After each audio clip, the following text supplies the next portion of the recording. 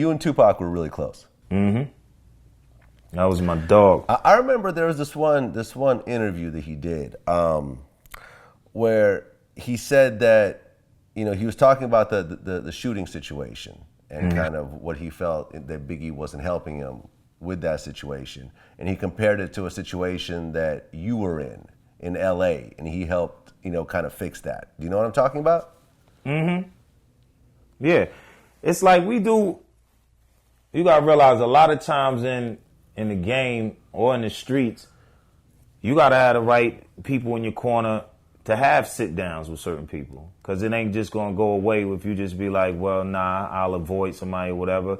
Like, it's been a lot of altercations, especially the 90s. The 90s was the Wild Wild West. Like, you get down, it was bar fights. It was like, anytime you go in, a lot of times you had to fight your way in and out.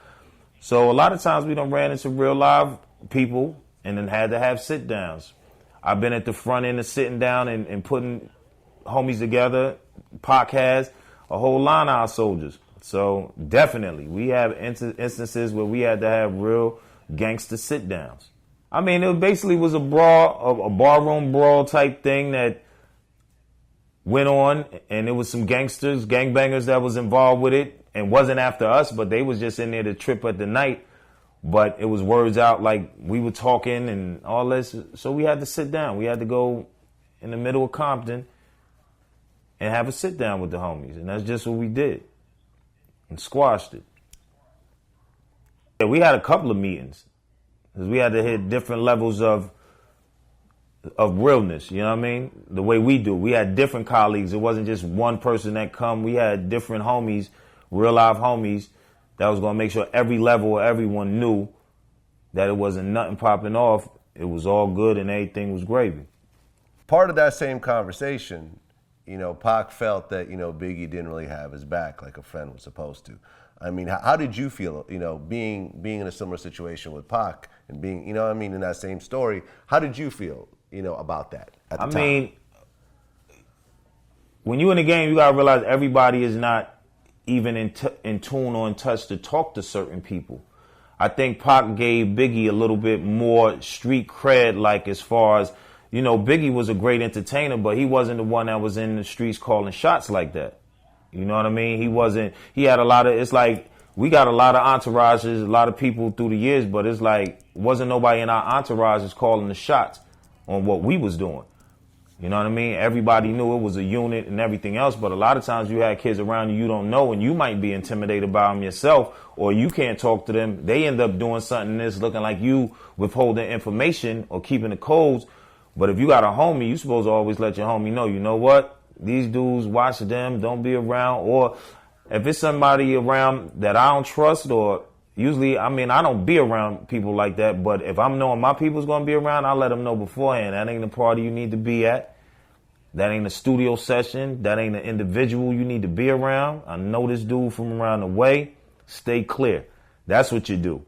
You know what I mean? So the specifics about everything that went on, I just knew it was more or less Pac looks at everyone and wants them to be as upfront and real, or have as many connects as him, when it's like everybody don't have it like that. So everybody can't react the same way. And certain niggas is not on the front line like that. Mm-hmm. And you said in another interview that if both Biggie and Pac had lived, that they probably would have worked it out. I mean, definitely. It was two. You can't be that big in the game at the time in the 90s. They were like two of the biggest out there. And at the end of the day as well, Biggie and Pac was businessmen. And they know you can't make no money when you warn. Everybody knows that, streets or industry. If you warming and mess up money. So at the end of the day, I think they would have ended up having a compilation or a EP together. That would have been one of the biggest selling albums in hip hop history. Definitely. I remember there was an interview you did. It was on the red carpet somewhere. One last question. Is Pac still alive? Nobody knows. On the Flashback. Are you going to be quick? So as we go up here, we're going to go up here because I got to, and we can knock it out. Take a picture. You know. What you? Take a picture. All right. Y'all appreciate that, my brother. What's that, video? No, picture. Oh, I thought you was asking a question. Y'all good? Yeah, we good. Thanks a lot, man. We Last time I saw him, he was in church. Nah, I smoke a lot of weed. I don't remember that far back. You know, Tupac did study Machiavelli, and Machiavelli was someone that did fake his own death. Pac was a jack of all trades. He could pull off a lot of things. I mean, I'm loyal. If I know anything, won't nobody else know. Mm-hmm. If he wanted to be seen, or if he wanted people not to think he was here, I'm rolling with him in whatever he wanted to do.